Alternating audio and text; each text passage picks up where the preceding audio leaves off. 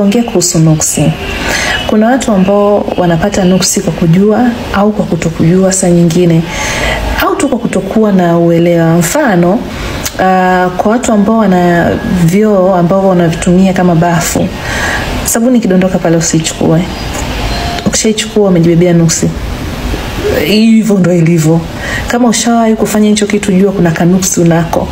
So nuksi inazuia vitu vingi. Tunakosa kazi, tunakosa wapenzi, tukipata wapenzi hawadumu. Saa zingine nuksi zingine tunazibeba kutoka kwa watu, nuksi zingine tunajitafutia tu wenyewe, nuksi zingine tunapigwa majicho na vitu kama hivyo. Au watu wanatumia tu nuksi, unajua kuna watu ambao hawatupendi, wanatupa tu vitu. So nitakuwa na muendelezo, maana njia ziko nyingi za kutoa nuksi.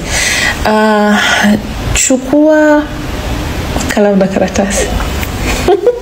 Chap chap chap chap. Maganda ya mayai usio unayatupa, mpenzi wangu. Maganda ya mayai yachukue, yasage. Ule unga wake unaondoa nuksi 100%. Changanya ule unga, changanya na chumvi ya mawe, oga mfululizo siku 7, rafiki yangu, utakuwa tu vizuri. Usiogee chooni, maana chooni huko kwenye kuna nuksi. Bora utafute namna uogee nje. Sawa Afu hakikisha nyumbani kwako unachoma udi, jamani, si uchawi. Choma udi, unaondoa nuksi, unaondoa bad energy. Choma udi.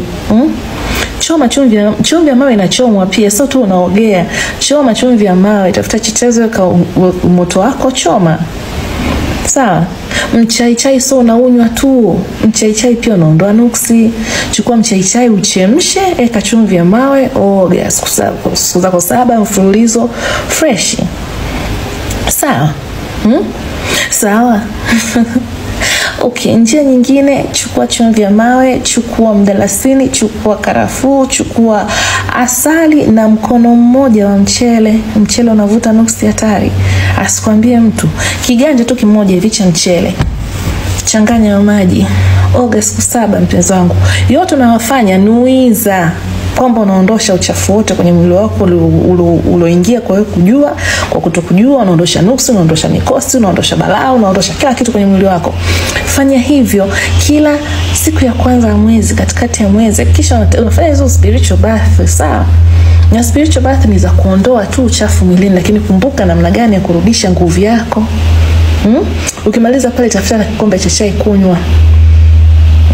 Tafuta chai ya tangawizi, chai ya mdalasini kunywa. Mshukuru Mungu wako kukusafisha. Mshukuru Mungu wako kufanya mkoa msafi. Omba kila kilichokuwa chema cha kwako kirudi, kama kiliondoshwa na hizo nuksi. Sawa?